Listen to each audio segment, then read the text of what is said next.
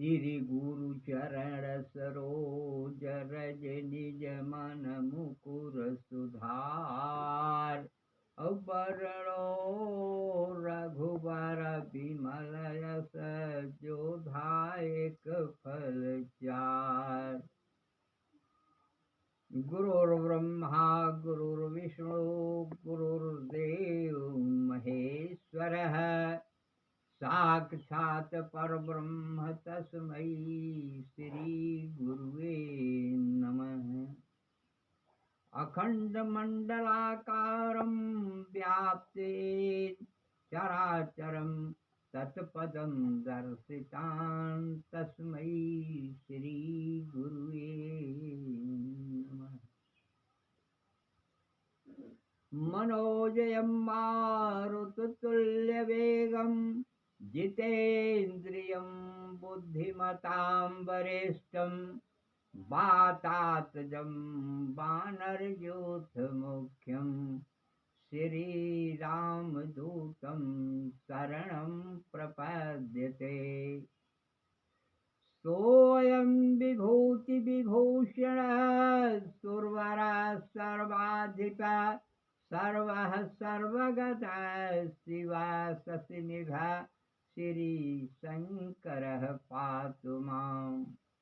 ॐ नमः शिवाय, ॐ नमः शिवाय, ॐ नमः शिवाय। बोलिए शंकर भगवान की जय, बोलिए हर हर महादेव की जय। आई हम सब आज ये चर्चा करेंगे पावन पवित्र कथा अमर कथा की।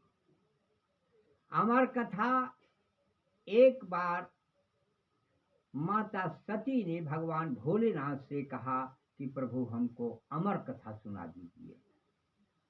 भगवान भोलेनाथ आज सती को अमर कथा सुनाने के लिए एकांत में, जहाँ कि जीव जंतु पशु पक्षी मतलब कोई न रहे, यह कथा अमर है, जो सुनेगा वो अमर होगा। कहने का मतलब यह कि हे सती, ठीक है और हमको यह अमर कथा आती है, हम इस अमर कथा की ज्ञाता हैं। इस अमर कथा को सुनने के लिए एकांत स्थान चाहिए, जहाँ की कोई जीव जंतु न हो। उस स्थान पर चलिए, वहाँ हम अमर कथा आपको सुना करके और आप भी अमर हो जाइएगा, आपकी फिर मृत्यु नहीं होगी। तो माता सती बड़े उत्साह के साथ, उल्लास के साथ, खुशी होकर के आज अमर कथा सुनने के लिए भगवान भोलेनाथ के साथ वो विराट जंगल में भगवान भोलेनाथ पहुंच गए और अपनी श्रृंगी को उन्होंने बजाया। जितने जीव जंतु पशु पक्षी थे सब वहाँ छोड़ करके, उस जंगल को छोड़ करके वहाँ से भाग गए, बहुत दूर चले गए। अब यहाँ माता सती और भगवान भोलेनाथ ये दोनों बैठ करके, और भगवान भोलेनाथ ने कहा कि हे देवी, अब आप ध्यान पूर्वक कथा को सुनिए, और सुनने का तब यह आनंद आएगा कि जब कि आप हुकारी मारते रहना, कि हाँ हाँ का शब्द कहते रहना, तो हम जानेंगे कि हाँ कथा हमारी सुन रही है। कहा ठीक है प्रभु। अमर कथा भगवान भोलेनाथ सुने, कहना शुरू किए, और माता सती कुछ समय तक अमर कथा को सुना, और सुनने के बाद उनको निद्रा आ गई। वो अपनी निद्रा में व्यस्त होकर के सो, और सोने के बाद हुकारी मारना अब अगर बंद हो जाएगा तो कथा बंद हो जाएगी। तो एक खोढ़र में एक तोता अपने बच्चों का अंडा दिया था, और वो बच्चा उसमें सुन रहा था कि यह जब हुकारी बंद हो जाएगी, भोलेनाथ ने कहा है कि हुकारी बंद हो जाएगी तो कथा बंद हो जाएगी। ठीक। तो जब माता सती की हुकारी बंद किए तो बंद हो गई, तो वो तोता जो है उसके अंदर जान आ गया था। आ गया, अमर कथा को सुना, उसके अंदर प्राण तो आ ही गया। आने के बाद अब वह तोता हूं हूं करना शुरू कर दिया। कहा ठीक है। अब हूं हूं करता गया वो तोता, अमर कथा भगवान भोलेनाथ कहते गए। जब अमर कथा समाप्त हो गई, अमर कथा समाप्त होने के बाद भगवान भोलेनाथ ने बोला, बोलिए हर हर महादेव की जय, बोलिए शंकर भगवान की जय, बोलिए सत्यतानंद महाराज की जय। जब ऐसा जोर से नारा लगाया, तब माता सती ने चौंक करके, निद्रा खुल गई, चौंक करके उठी। बोली क्या महाराज, कथा समाप्त हो गई? तब भोलेनाथ ने कहा कि हाँ देवी, तुम कहाँ थी? कथा तो समाप्त हो गई। कहें महाराज हम तो यहीं थी। कहें नहीं देवी, तुम यहाँ नहीं थी, यहाँ होती तो यह स्थिति न होती। भगवान भोलेनाथ ने कहा, कहें महाराज मैं तो सो गई थी। कहें ठीक है।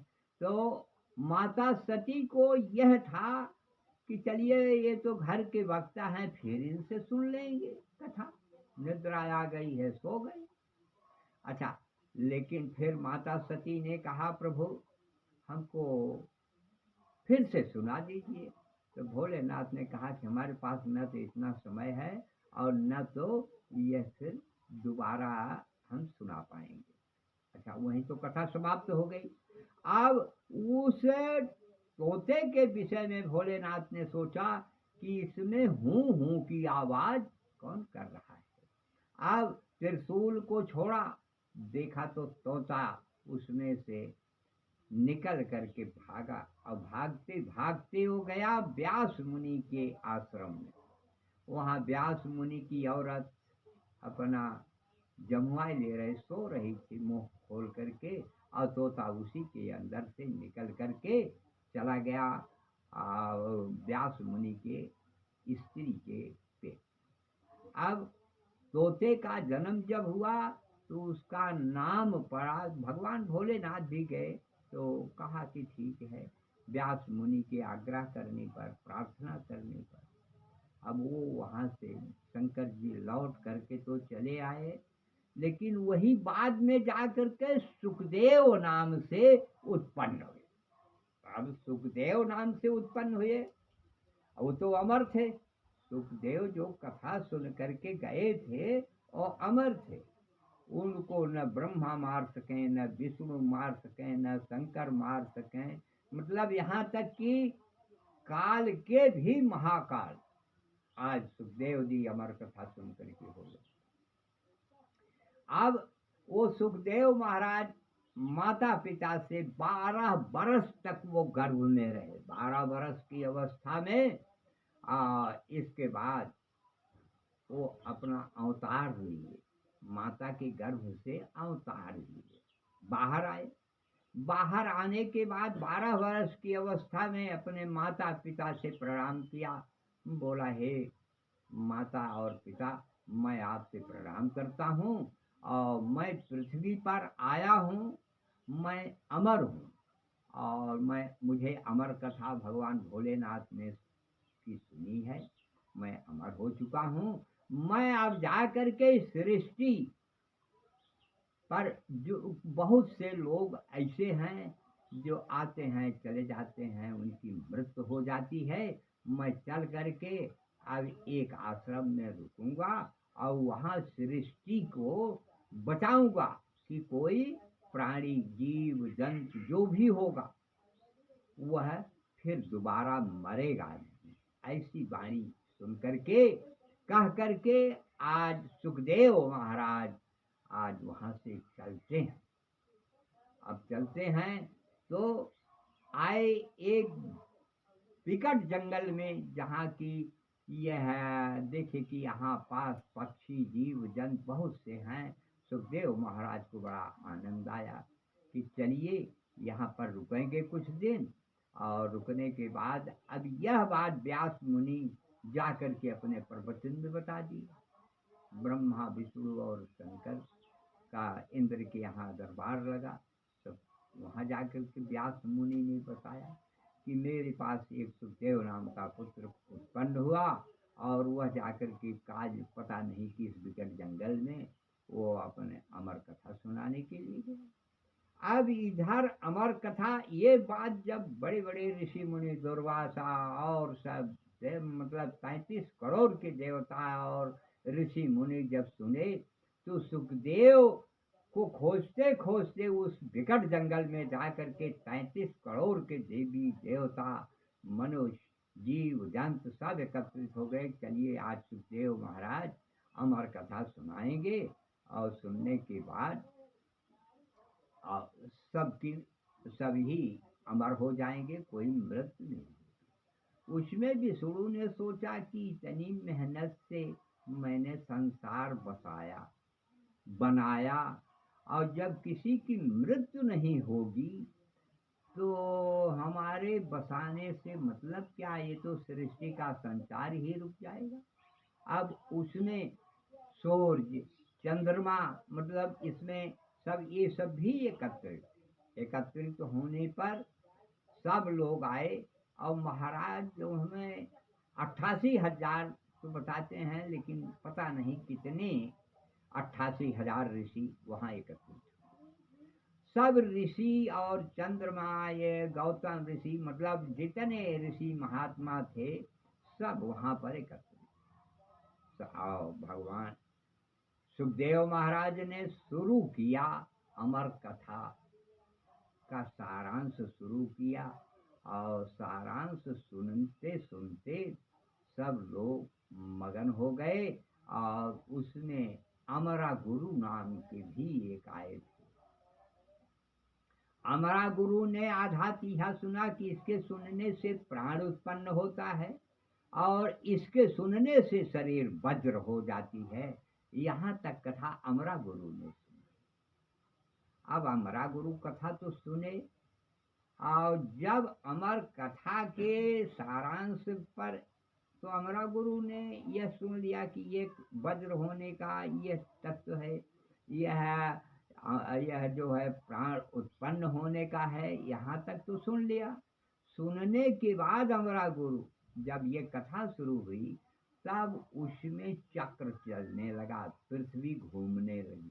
उसमें ब्रह्मा विष्णु इंद्र वरुण कुबेर आज सभी देवता सुखदेव के सामने भ्रमण करने लगे। अब आने लगे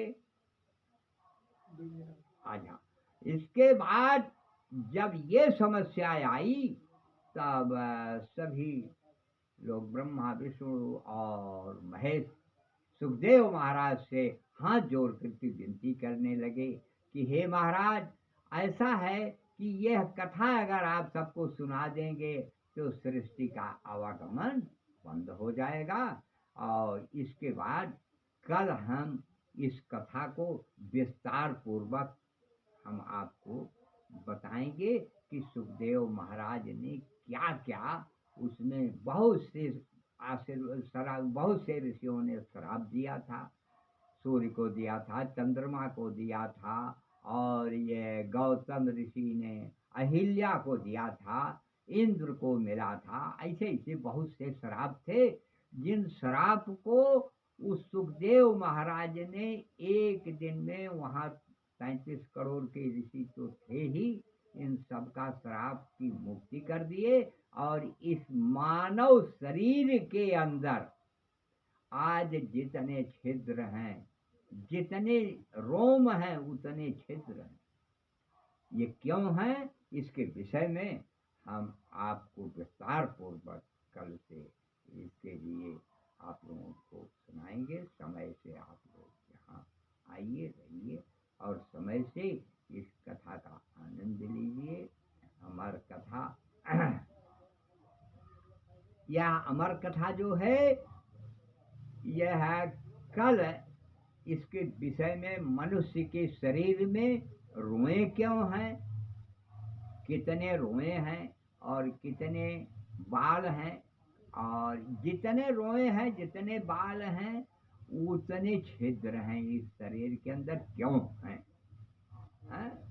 इसके लिए हम आपको कल विशेष रूप से इसका दर्शन करेंगे।